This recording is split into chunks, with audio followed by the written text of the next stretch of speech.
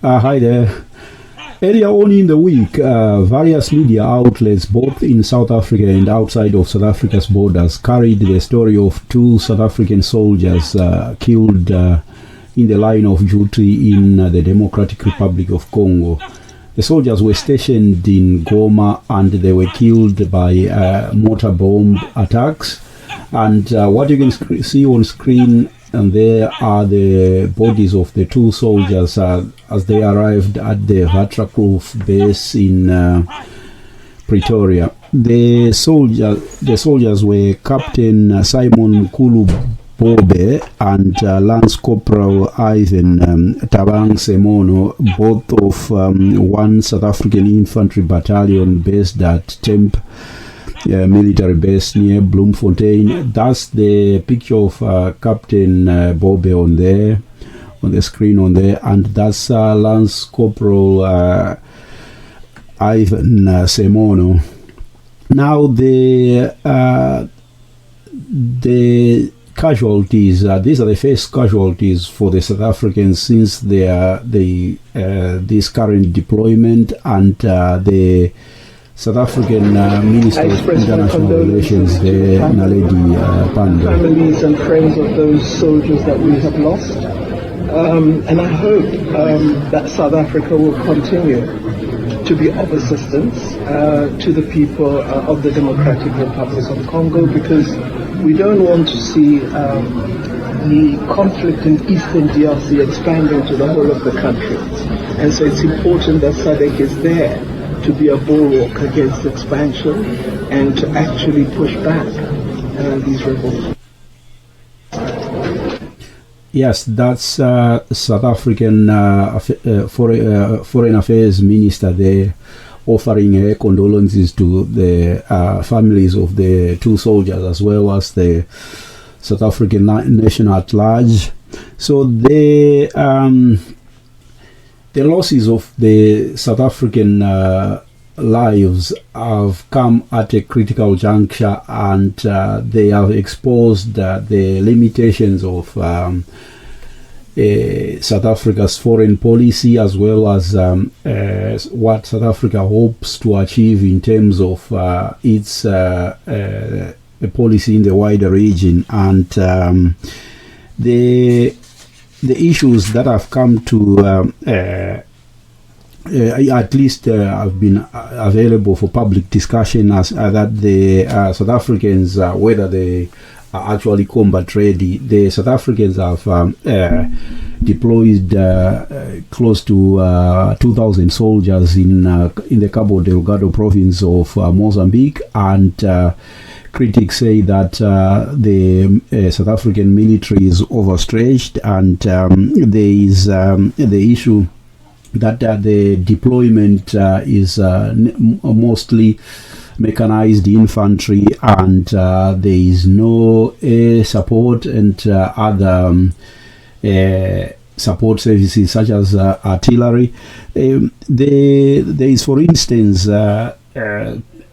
most analysts have cited that there is only one operational C-130 transport aircraft, and then the wider defense, South Africa Defence Force itself, there is only, of the 39 Oryx transport helicopters, only 5 are operational, and then of the 11 attack fighter gunships, the Ruivax, only 3 are combat ready. And then the other issue is the issue of cost. According to the authorities, that is the South African government, deploying to the DRC will cost South Africa about 2 billion rand. That translates to 105 million American dollars. And then what most critics are saying is that since the end of apartheid in 1994, the transition to majority rule, the various ANC administrations, they have actually been cutting the budget for the South African Defence Forces, and they were saying, for example, this year the budget was reduced from 5.16 billion rand, that is 2.71 billion in American dollars, to about 5.12 billion rand, that is 2.68 billion dollars in American dollars. And those reductions, they have been happening year after year, and at the same time the South African military has been tasked with more and more missions, both inside South Africa itself and outside of South Africa. And then it over the years it has lost its operational effectiveness. And so one would want to ask, why is South Africa shouldering most of the region's defense commitments? For instance, countries like Angola and Zimbabwe, they have been to the DRC before. They went in 1998 and they deployed their forces there. They fought for close to 2 or 3 years. And then why are these countries not shouldering the blame? Of course, Angola last year deployed about 500 soldiers, but it's not clear what role those soldiers are going to play. And then Zimbabwe is a country at war with itself. It's fighting against its own people. The government there is autocratic, and there is no way it can project force outside of its own borders. And yeah, so those are some of the issues that have come up with the deployment of South African soldiers in the DRC. The other issue is that has come to that comes with the budget cuts, is that the fighter gunships, the Ruivaks, they've got a contract. The government has long maintained a contract for maintenance of those aircrafts with the Daniel Corporation, but this time the contracts have not been renewed. I just want to see if I can get you a screenshot of the story here. The story has been carried out by various newspapers. So they're saying the Oryx was operating without Ruivak escort. We are talking about an Oryx that was shot at by rebels in the Democratic Republic of Congo last week. And the Ruivaks in the DRC have not flown for the last year due to maintenance and funding issues.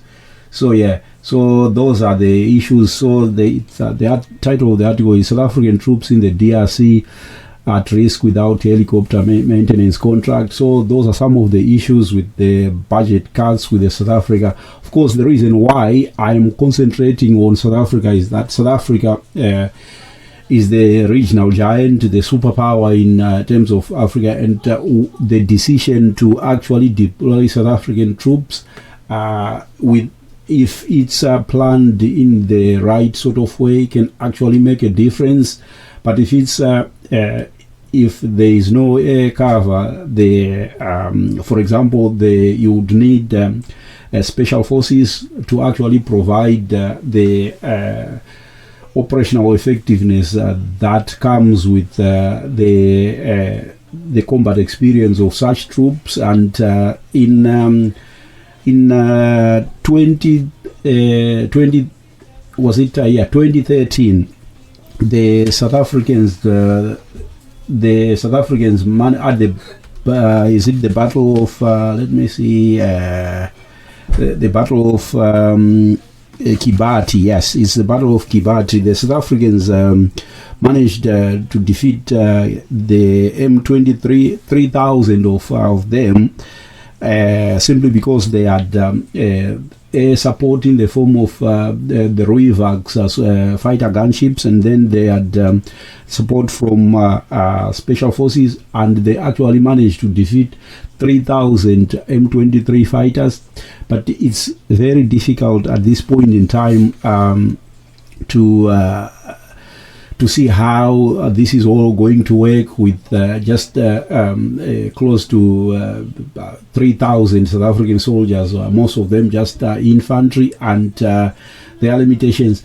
The M23 has evolved from where it was the enemy they fought in 2013. It's now no longer simply a bunch of like ragtag rebels. It's the state actors behind the M23, and it's likely that South Africa will be facing both Uganda and Rwanda. Let me see if I can get you an article that's actually clarifies the point I'm trying to make here. Let me see. Yeah.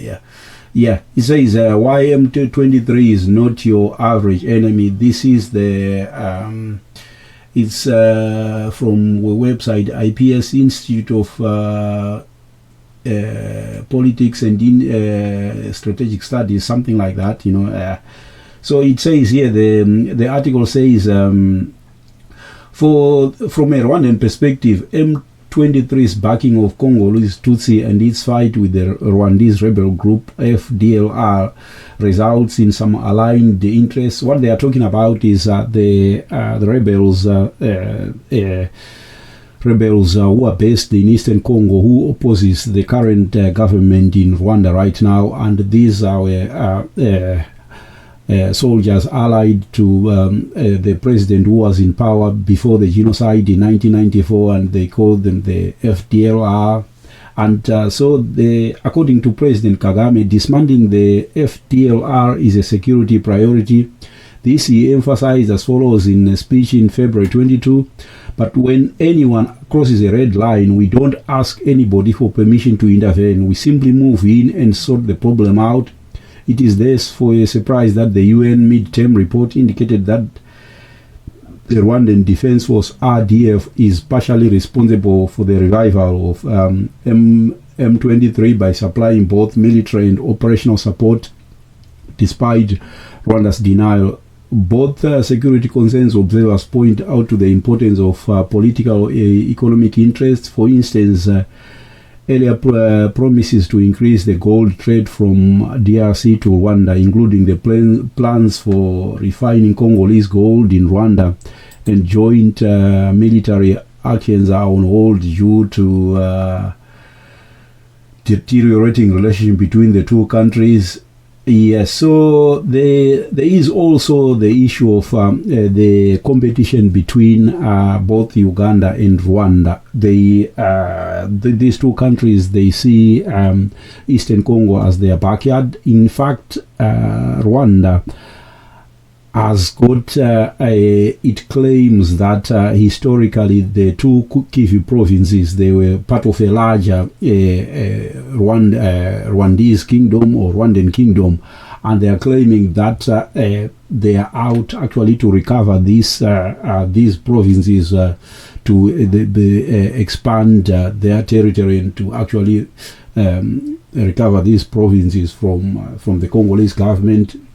I've got no, I've come across such information elsewhere, but I've got no sources at least to show you about that, to back my sources right now. But at some point in time along the discussions, I'll share with you some evidence to this. So there is the article goes on to say that there is Kagame perceived the road between Rushuru and Goma. That is the DRC government asked the Uganda to construct a road from Rushuru to Goma, and now there is a conflict. There is a clash of interest between Rwanda and Uganda in Eastern Congo, and both of them, they want a share of like the mineral riches in Eastern Congo, and both of them, they are likely to clash with the South Africans. And the scenario you have is that we're going to have countries from the southern part of Africa fighting countries from the eastern part of Africa, and this is how this regional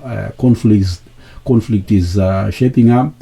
There are issues like illegally smuggled gold from the eastern DRC into both Rwanda and Uganda, and then there is a East Africa crude oil pipeline project which the DRC government and the Ugandans are cooperating on, and Rwanda feels it is left out.